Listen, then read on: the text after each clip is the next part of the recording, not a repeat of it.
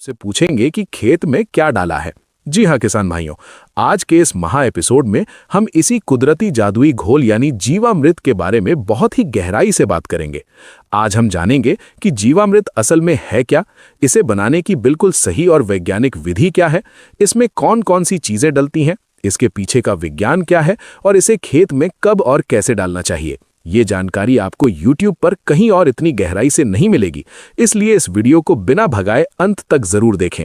सबसे पहले विज्ञान की नज़र से ये समझना होगा कि जीवामृत आखिर है क्या।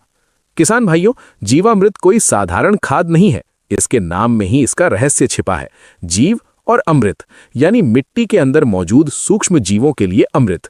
ये करोड़ों मित्र जीवाणुओं का एक बहुत ही ताकतवर कल्चर है। जब आप इसे खेत में डालते हैं तो ये मिट्टी में मौजूद उन फिक्स और बेकार पड़े पोषक तत्वों को पिघलाकर पौधे की जड़ों तक पहुंचाता है। चाहे आप मध्य प्रदेश की सख्त काली मिट्टी में खेती कर रहे हों या पंजाब की मैदानी मिट्टी में, जीवामृत हर तरह की मिट्टी को चाय की पत्ती की तरह भुरभुरा और उपजाऊ बना देता है। अब आते हैं वीडियो के सबसे महत्वपूर्ण हिस्से पर। घर पर सबसे ताकतवर और असली जीवामृत कैसे बनाएं और इसके लिए क्या क्या सामग्री चाहिए।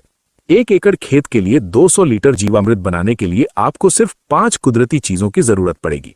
पहली चीज, 10 किलोग्राम देसी गाय का गोबर। किसान भाइयों, यहां ये बात बिल्कुल ध्यान रखें कि गोबर जर्सी या HF गाय का नहीं होना चाहिए। विज्ञान के अनुसार हमारी देसी गाय के 1 ग्राम गोबर में 3000 से लेकर 5 करोड़ तक बहुत ही ताकतवर और मित्र जीवाणु होते हैं, जो विदेशी गाय के गोबर में नहीं पाए जाते। दूसरी चीज, 10 लीटर देसी गाय का गौमूत्र। गौमूत्र जितना ज्यादा पुराना होगा वो उतना ही ज्यादा असरदार होगा। गौमूत्र के अंदर कुदरती यूरिया, मिनरल्स और ऐसे एंजाइम होते हैं जो फंगस और बीमारियों को खेत से दूर रखते हैं। तीसरी चीज, 1 से 2 किलो पुराना और काले रंग का गुड़। गुड़ के अंदर मौजूद भयंकर कार्बोहाइड्रेट उन करोड़ों जीवाणुओं का भोजन बनेगा जिससे वो अपनी संख्या बढ़ाएंगे। चौथी चीज, 1 से 2 किलो किसी भी दाल का आटा यानी बेसन। आप चने का, मूंग का, उड़द का या अरहर का बेसन ले सकते हैं। बेसन के अंदर प्रोटीन होता है जो जीवाणुओं को ताकत देता है। और 5वीं सबसे जादुई चीज, 1 मुट्ठी बरगद या पीपल के पेड़ के नीचे की मिट्टी या फिर अपने खेत की मेड़ की वो साफ मिट्टी जहां कभी भी कोई केमिकल या कीटनाशक ना डाला गया हो। इस 1 मुट्ठी मिट्टी के अंदर वो असली और कुदरती सूक्ष्म जीव सोए हुए होते हैं जिन्हें हमें जगाना है। इसके अलावा आपको 200 लीटर का एक प्लास्टिक का ड्रम चाहिए। अब ध्यान से सुनिए इसे बनाने की पूरी वैज्ञानिक और स्टेप बाय स्टेप प्रक्रिया। सबसे पहले प्लास्टिक के ड्रम को छाया में रख दें और उसमें लगभग 170 लीटर साफ पानी भर लें। याद रखें, ड्रम को कभी भी सीधी धूप में नहीं रखना है। अब एक अलग प्लास्टिक की बाल्टी लें। उस बाल्टी में 10 किलोग्राम देसी गाय का गोबर और 10 लीटर देसी गाय का गौमूत्र डालकर डंडे की मदद से अच्छी तरह मिला लें ताकि गोबर की कोई भी गांठ ना बचे। अब इस गोबर और गौमूत्र के पतले घोल को उस 200 लीटर पानी वाले ड्रम में डाल दें। इसके बाद एक दूसरी बाल्टी में थोड़ा सा पानी लें, उसमें 1 से 2 किलो पुराना और काले रंग का गुड़ डालकर अच्छी तरह घोल लें। उसी बाल्टी में 1 से 2 किलो बेसन भी डाल दें और दोनों को हाथ से अच्छी तरह मिला लें ताकि बेसन की कोई भी डली या गांठ ना रहे। अब इस मीठे और प्रोटीन वाले घोल को भी उसी बड़े ड्रम में डाल दें। सबसे अंत में उस 1 मुट्ठी बरगद के पेड़ के नीचे की मिट्टी को ड्रम में डाल दें और अगर ड्रम में जगह खाली है तो उसे पानी से पूरा भर दें। किसान भाइयों, अब शुरू होता है असली काम।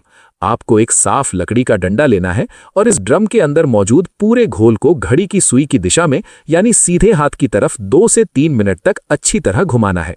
इसे उल्टा नहीं घुमाना है। घुमाने से पानी में ऑक्सीजन जाएगी जो जीवाणुओं के लिए बहुत जरूरी है।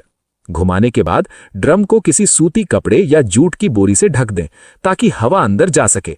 इसे कभी भी प्लास्टिक के ढक्कन से टाइट बंद ना करें, वरना गैस बनने से जीवाणु मर जाएंगे।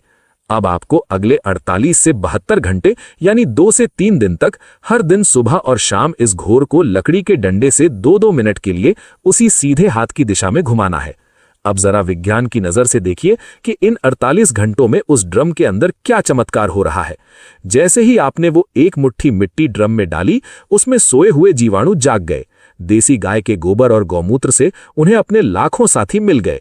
अब इन जीवाणुओं को भयंकर भूख लगती है। ड्रम के अंदर मौजूद गुड़ उन्हें तुरंत कार्बोहाइड्रेट यानी ऊर्जा देता है और बेसन उन्हें प्रोटीन देता है।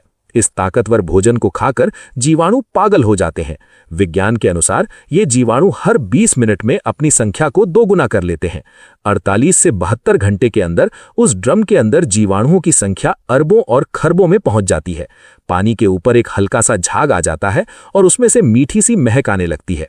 किसान भाइयों, 72 घंटे बाद आपका दुनिया का सबसे ताकतवर, सबसे शुद्ध और बिना यूरिया डीएपी वाला कुदरती खाद यानी जीवामृत बनकर पूरी तरह तैयार है। अब बात करते हैं इस जादुई जीवामृत का इस्तेमाल कैसे करना है और इसकी बिल्कुल सही डोज क्या है। जीवामृत का इस्तेमाल आप 2 तरीकों से कर सकते हैं। पहला तरीका जमीन में सिंचाई के साथ देना और दूसरा तरीका है फसल पर स्प्रे करना। पहला तरीका जमीन में सिंचाई के साथ देना। यह तरीका सबसे ज्यादा असरदार होता है क्योंकि जीवामृत का असली काम मिट्टी और जड़ों में होता है। 1 एकड़ खेत के लिए यह 200 लीटर जीवामृत बिल्कुल पर्याप्त है। जब आप खेत में पानी लगा रहे हो तो सिंचाई की मुख्य नाली के पास इस ड्रम को रख दें। ड्रम में एक छोटी सी टोंटी लगा दें और उस टोंटी को थोड़ा सा खोल दें ताकि जीवामृत बूंद बूंद करके सिंचाई के पानी के साथ पूरे खेत में फैल जाए। आप इसे अपनी किसी भी फसल में, चाहे वो धान हो, गेहूं हो, कपास हो, गन्ना हो या फलदार पौधे हो, हर 15 से 21 दिन के अंतराल पर पानी के साथ दे सकते हैं। जब ये खरबों जीवाणु खेत की मिट्टी में जाते हैं तो मिट्टी मक्खन की तरह मुलायम हो जाती है। ये जीवाणु जमीन के अंदर गहराई में पड़े हुए केंचुओं को ऊपर बुला लेते हैं। केंचुए मिट्टी को खाते हैं और जो खाद वो निकालते हैं वो दुनिया की सबसे ताकतवर खाद होती है। दूसरा तरीका है खड़ी फसल पर स्प्रे करना। अगर आपकी फसल पीली पड़ रही है या बढ़वार रुकी हुई है तो आप जीवामृत का स्प्रे भी कर सकते हैं, लेकिन स्प्रे करने से पहले एक बात का ध्यान रखना बहुत जरूरी है। जीवामृत को एक बहुत ही बारीक सूती कपड़े से 2 या 3 बार अच्छी तरह छान लें ताकि स्प्रे पंप की नोजल खराब ना हो। स्प्रे के लिए अगर आपकी फसल 1 महीने की है तो 100 लीटर साफ पानी में 5 से 10 लीटर छना हुआ जीवामृत मिलाकर फसल पर स्प्रे करें। आप हर 15 दिन में इसका स्प्रे कर सकते हैं। इसके स्प्रे से पत्तों पर एक कुदरती चमक आ जाती है, पौधे का रंग गहरा हरा हो जाता है और फूल झल फलने की समस्या भी खत्म हो जाती है।